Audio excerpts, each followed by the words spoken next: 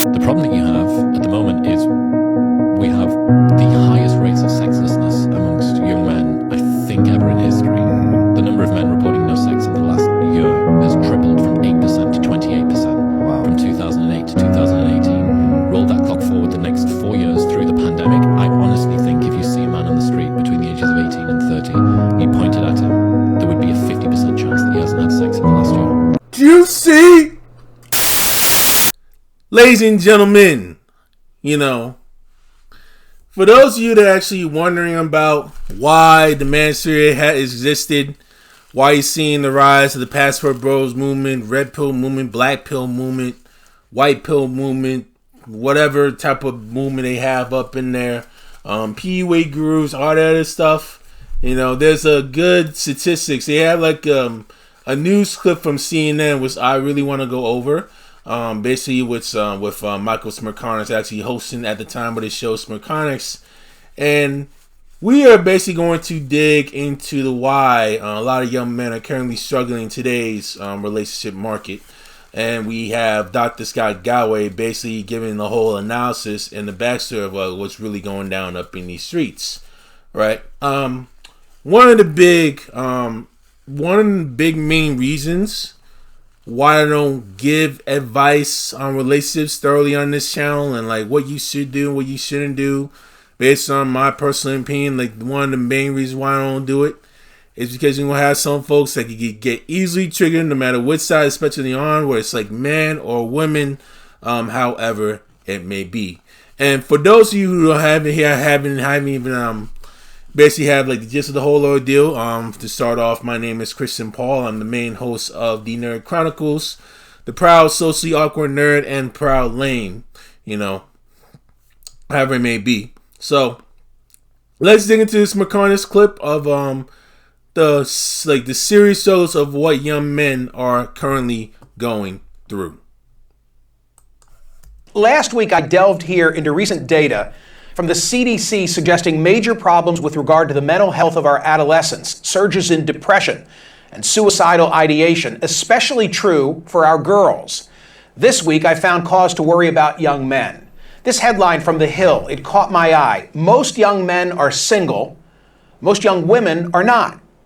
The story reported that as of 2022, Pew Research Center found 30% of U.S. adults are neither married, living with a partner, nor engaged in a committed relationship.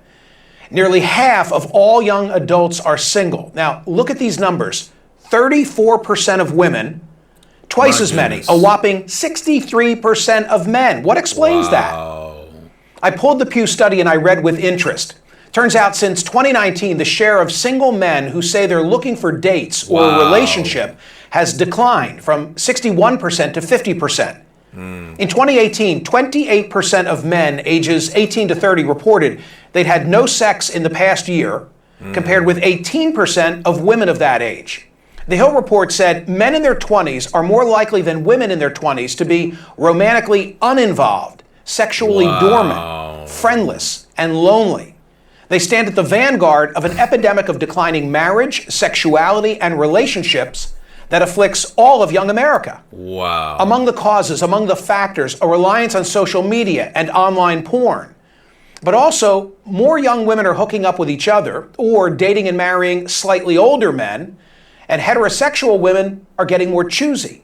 Other troubling statistics about men come from a 2021 study from the Survey Center for American Life.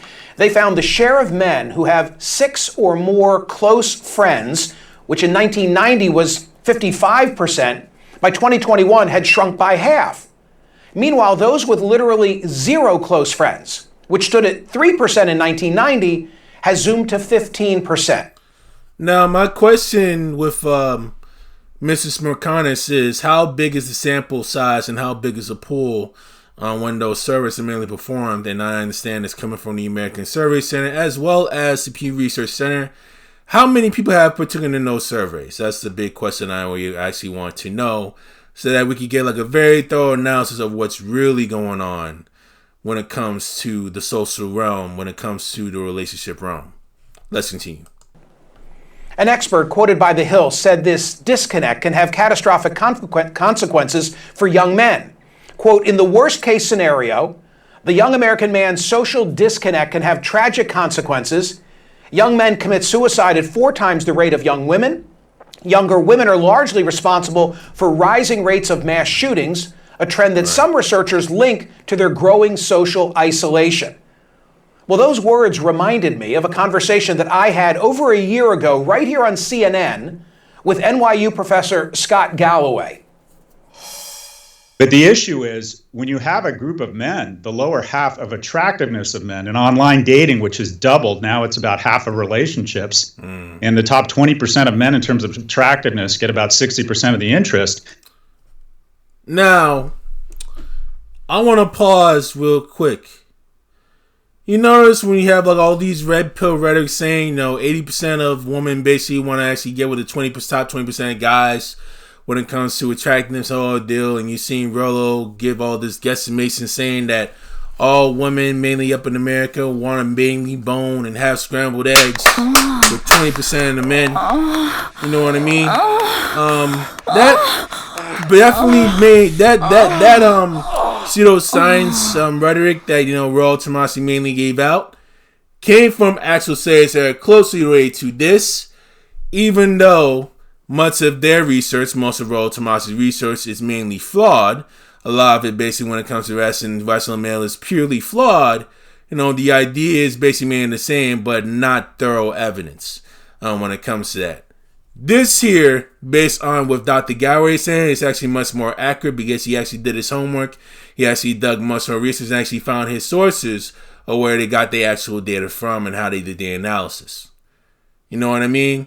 Whereas with Rollo and everything, they haven't even shown their raw deal and what they found, given what they shown, really the whole 9 yards. And a lot of red pill grifters are literally like market off of this. They rely on this. They use it as to fuel their narrative, right?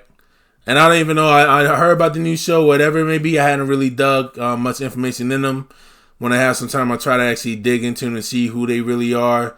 But I know they have like the same, bring the women on, get the brother and see how they operate in the whole 9 yards when it comes to relationships. That type of concept, similar to what Fresh and Fit and Sun Lifestyle mainly doing in the We Ain't Me Miami podcast, right? But with Dr. Galloway, this professor here, basically when he's dealing with the host last year, what he did with his research is mainly accurate because he has it from his verified sources. He's actually done his research on these things and actually found where those sources came from in order to make his proper judgment. So let's see what Dr. Galloway basically has to say in regards to all of this.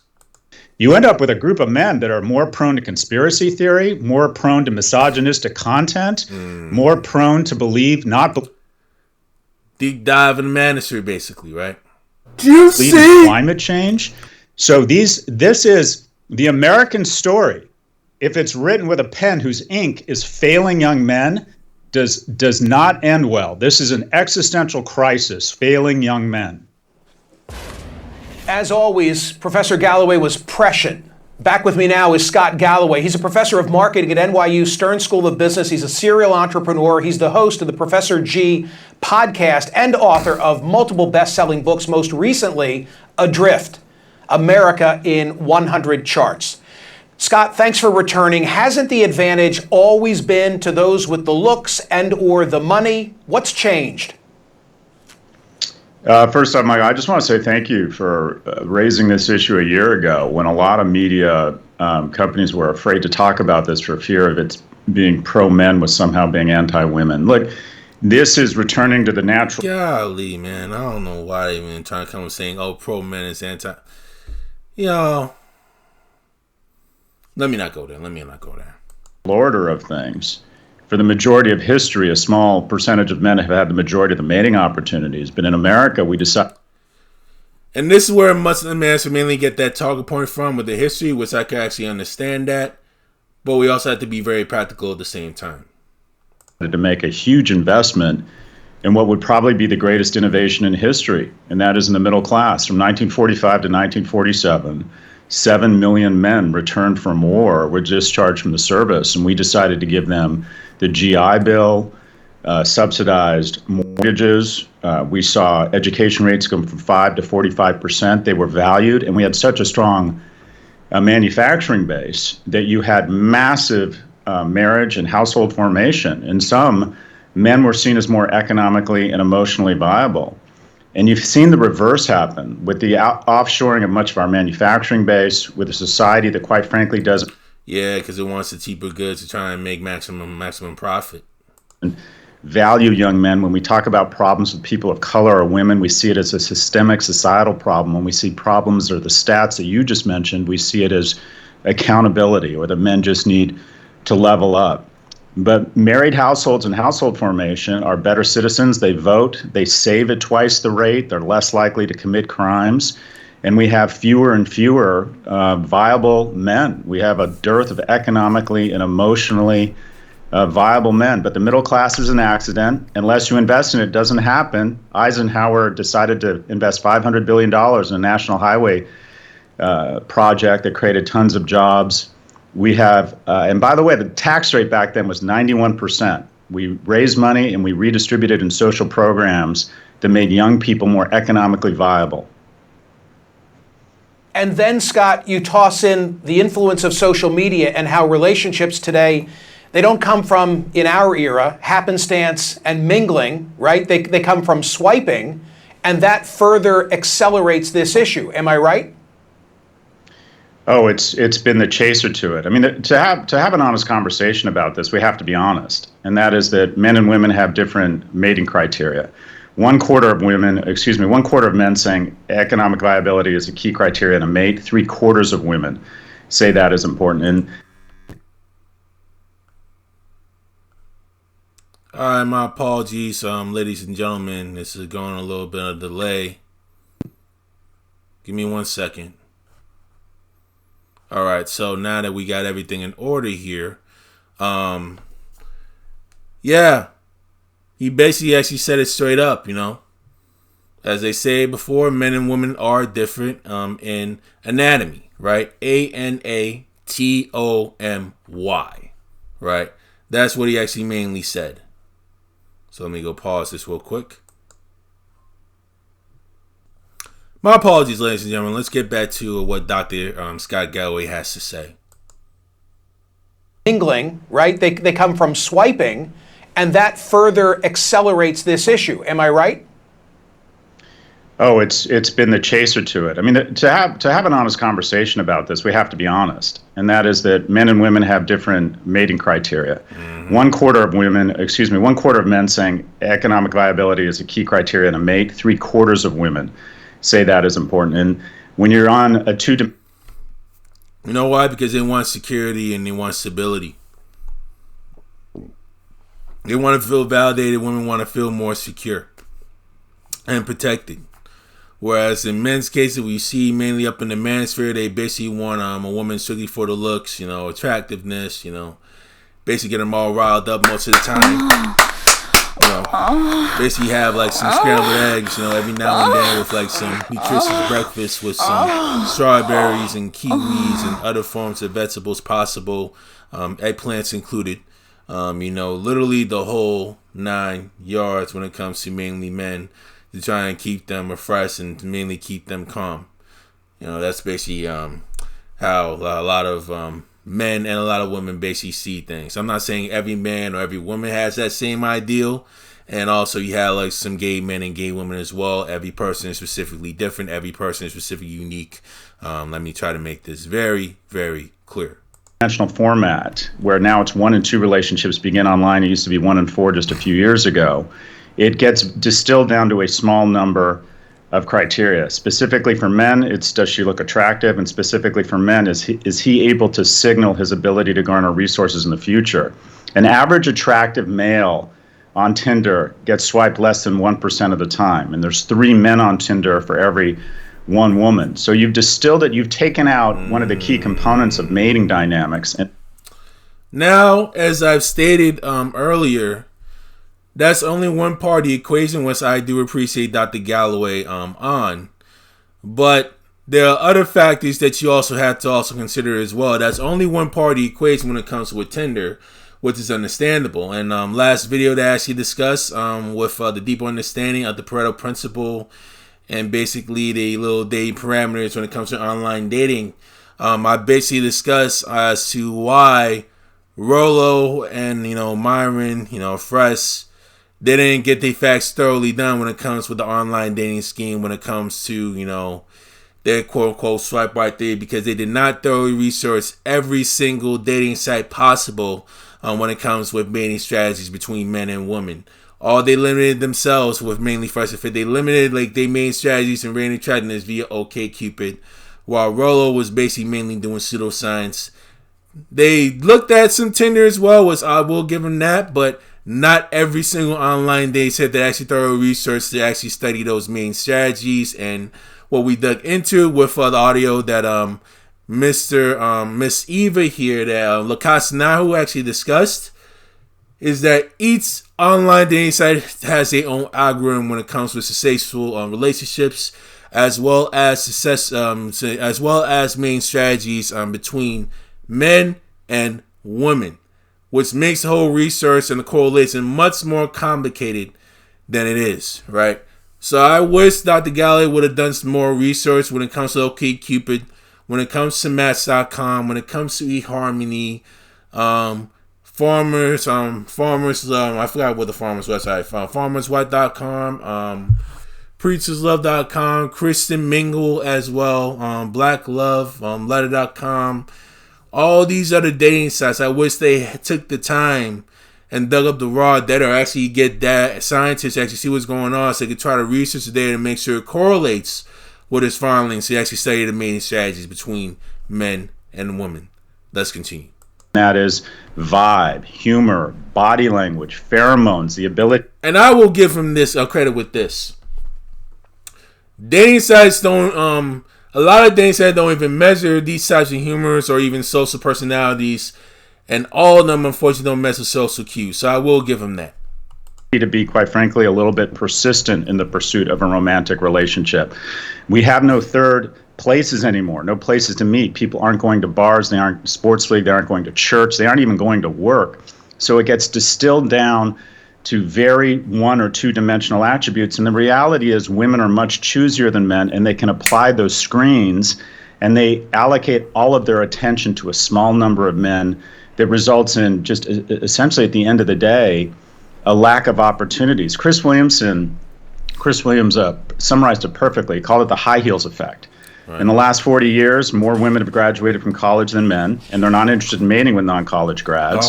They now own more homes. So that basically discredits blue-collar men that actually work a job, or a man that actually comes out of technical school with a profession when it comes to blue-collar work, when it comes with contracting, construction, plumbing, heating, electricity, outside engineering, basically work outside of roads when it comes with mining, basically factory work, they discount those types of blue collar dudes that are out there in the fields. Basically when it comes to harboring food, fishes, dealing with oil, when it comes to the ocean, they basically discount those guys. I want to give a huge shout out to Grown Man Business, by the way, doing his work, doing this thing, by the way, and having this business when it comes to his family and doing what he loves to do up in these blue collar streets. Show some love to him. Single women than single men. So what you have is women say they won't date anyone shorter than them, 50% of them. Effectively, what you have metaphorically over the last 40 years is women have been getting taller and taller, and men have been getting shorter and shorter. How many of us have said, I know a ton of great single women, they can't find a date? That's not true. They can't find a date. They can't find a man they find economically or emotionally viable. There we go. They can't find a man that they are attracted to, that they actually see based in their minds, on what they portray up in the media, what they portray going up in their families, what they portray given what their friends talk about. They can't find the ones that they're attracted to that actually are available, so they do the whole selling of, okay, I want to be in a situation with him because the guys that I'm attracted to want to do situation at the time when they were young. The guys that I'm attracted to that I want to get with only want situationship, so I'll just settle for that. Not fully realizing their true worth, and it's an unfortunate, sad thing. If we don't make a massive investment in young people and make more economically and emotionally viable men, we're going to see a lack of household formation, we're going to see a decline in the middle class, and we're going to see, quite frankly, just a lot of young men who are terrible citizens. So is the answer to fix this economically, and who will champion this conversation? You felt obliged to compliment me at the outset because we had engaged on this a year ago, and here I am revisiting it. And I read into that the fact that you think that it's politically incorrect even to have this dialogue. When you're seen as advocating for men because of the 300,000 year head start we've had, it seems somehow as anti-female. There's a lot of very unfortunate misogyny online that is masquerading as being... There we go, man.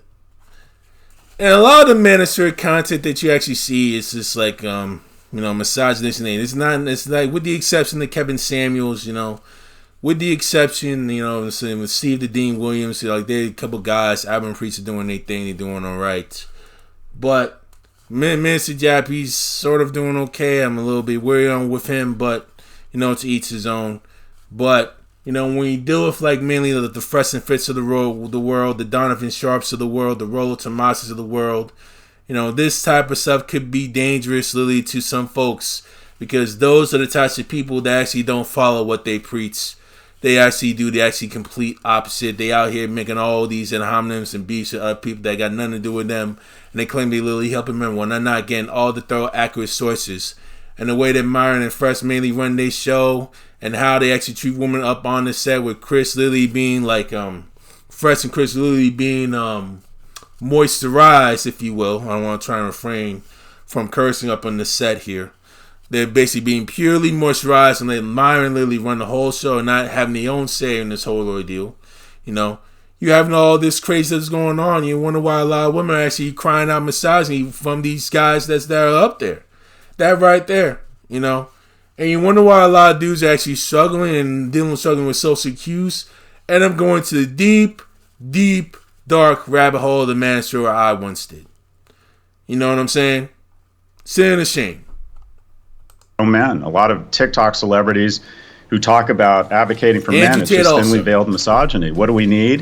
Mm-hmm. We need more freshman seats in colleges. We need a massive investment in vocational training. We need to figure out a way to get more permitting for housing so young people can afford housing. We need to recognize our economic policies literally allocate wealth from young people to old people. The percentage of wealth that young people control under the age of 40 has been cut from 12% to 6%. These are concerted, deliberate decisions. We did away with the child tax credit. We don't want to make it any easier for people to have kids, but seniors just got their largest cost of living adjustment increase in history. We have made the decision about money to make it harder and more expensive for people to find each other, for people to mate, and for people to have children. And without children, we turn into Japan and Italy, and that is we go into population decline, and our economy goes into decline. We are about to become a society, by the turn of the century, there will be 8 times as many people over the age of 60 and half as many kids under the age of 5. Nursery schools will become these strange situations with old people staring through fences at these creatures they don't see in the wild called children. Is this the world we want? Do we want a lack of kids? Do we want a lack of ability to create households? The happiest, most prosperous, most purposeful people in America are middle-class families. And we have made a concerted decision to punch it in the gut and make it harder for that type of family formation. And we're going to lose prosperity, and we're going to lose purpose. Well, there you have it, ladies and gentlemen.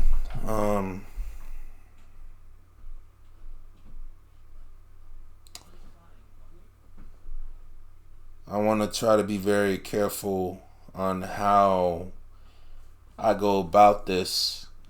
I know a lot of it is basically with like the whole government issue, and I understand the reasons why they want to try and make it a Ghana-centric society, but I'm not going to put my focus on that here.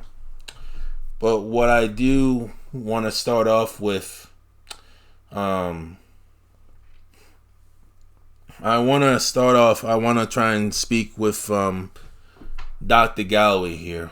If you're listening, Dr. Galloway, I prefer that you actually take a moment to dig into Match.com, eHarmony.com, all these other possible dating sites, and make sure you actually do some research on them and actually dig some raw data into the main strategy between men and women to see if you could try to validate your claim based on what you found on Tinder and possibly OkCupid, and I'll do my best to try and do the same if I can find it. I'll also do my best to dig into the Pew Research Center on this issue and see if they have any raw data that can actually support this whole ordeal, and see if I could try and create like some modeling ordeal or forecasting if possible, to see what's really going on when it comes with this whole marital social relationship society and the mating between men and women up in America. You know, it's just some very, very deep, serious, sad stuff over there. You know, I want to say this to all the young men that are mainly listening right now.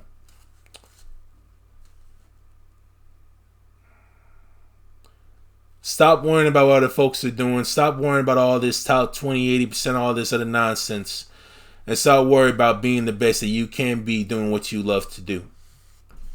See if you can try to come up with a plan to actually try to make yourself better on a financial standpoint, on a social standpoint, and possibly an academical standpoint, or if you want to take the blue collar route, be more technical as much as you can possibly be. Do what you love to do. Enjoy some hobbies. Try to make that hobby that you love doing into a career where you can try to create. Be more active. You know, stop being a slouch and playing video games all day and watching porn all day. You know what I'm saying? Stop eating all this crazy junk food that you see up on the TV. Start having like more nutrient-dense foods up in your system. Try to get like as much advice to get more active as much as you can. Start small. You know, basically this is why having some small walks, actually going on long walks, taking yourself on adventures. If you get more endorphins in your system, try to start biking for a bit. If you feel like you have more endorphins, you know, there's nothing wrong with going to the gym. There's nothing wrong with weight training. There's nothing wrong with running. There's nothing wrong with doing cross country. There's nothing wrong with doing calisthenics as well. Do the stuff that you love to do. And while you're doing all these things, make sure you take the time to also be more social with people. Take a moment to go out with people. Take the moment to go network with people by yourself. And go talk with people as professional and as discreet as you possibly can. And come up with some ideas of how to create conversation. Ask strangers discreetly on what's really going on based on what you need, whether it's like a truth or not. Try to come up with something that you try to relate to them. And try to ask some simple questions on like, do you know, yada, yada, yada, that you could try to relate to. Or give them like a small comment based on what they wearing or what tattoo they have up on their sleeve and ask them about the story. You know? And they will be more than happy to actually relate it to you. And once all that stuff is done, as long as you have built that foundation of being friendly, being discreet, being respectful, being moral, you know what I mean? You could go a long, long, long way, right? And before you know it, you can actually start being more creative when it comes to like short game. You know, if you feel like you need some help on some things, you could definitely utilize some credible sources. You know, when it comes to Manosphere, you know, dating, PWAs, just make sure that they are legit. Martin Kinney's, I can suggest, is definitely like another legitimate one. Like the Wingo method will be like another one that you could try to rely to as well. As long as you try to utilize those that are legitimate, where you be able to actually create your own system of actually getting women and actually having them feel attracted to you. And if they're not attracted to you, however it may be, for whatever reason it is, that's a reflection on that woman, not a reflection on you. You know what I mean? If they flake out or if they do all this stuff and all this other crazy nonsense that they want to actually see you, but she's singing all that other stuff, she's just not that into you like that, that's a reflection of her. Just let her be. Continue to move on. Do the best you can. If she chooses to come by and say she's willing to humble herself and actually align with your purpose and do basically what you love to do, you know, that's great. But if you find a woman that actually treats you a lot better than she can and she chooses not to actually forego it and actually give you the shot, her loss at the end of the day, her problem, you won either way. At the end of the day, there's no really losing. You ain't really losing. It's about winning and learning. Or learning, right? It's winning or learn to win, right? All the small losses are really, all the failures and losses that you've dealt with are really learning blocks on actually how to strategize and come back to the drawing board and try to do something different, try to come up with like more new ideas to really build to try to help you improve later down the line. So you be able to better up your odds the next time around, and don't be afraid to evolve within the social realm. Don't be afraid to evolve every single day and try to get better to the best of your ability.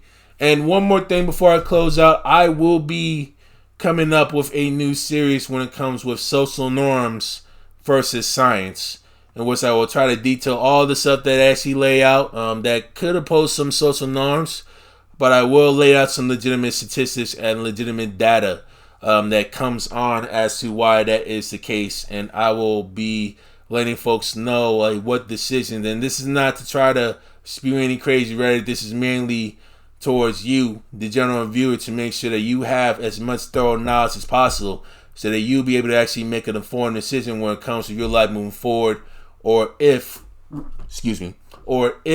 you have a partner or you have a significant other. This will be all the information that I actually presented, so that you'll be able to actually make tough decisions down the line and try to make some hard decisions that you'll be able to try to evaluate together on whether or not they may be. This will mainly be within so that's intimate between the two of you, or however your family you may actually set up. So please be on the lookout for that. Christian Paul from the Nerd Chronicles is signing out. Deuces. Are men having less sex? Now, on a previous discussion, men came in my comments and were saying, why do people think that men cheat so much when men in this day and age are not even having regular sex? And I was like, regular sex? I thought men check all the time. And lo and behold, most studies, facts, figures, articles suggest that men are having less sex. According to the Washington Post, the share of men under 30 who aren't having sex has nearly tripled in the past decade. Like, men, what is you doing? So I thought, nah, can't be. Let me ask the men locally. So on Twitter, I said, are you having regular sex? And 65% of men said no. And on Instagram, it was even higher. Putting sex to one side, the real issue here is the rise of lonely and single men. And according to psychologist Greg Matos, it's as a result of our standards increasing as women. But are they really increasing, or are women becoming unrealistic, where that will leave a lot of us lonely too?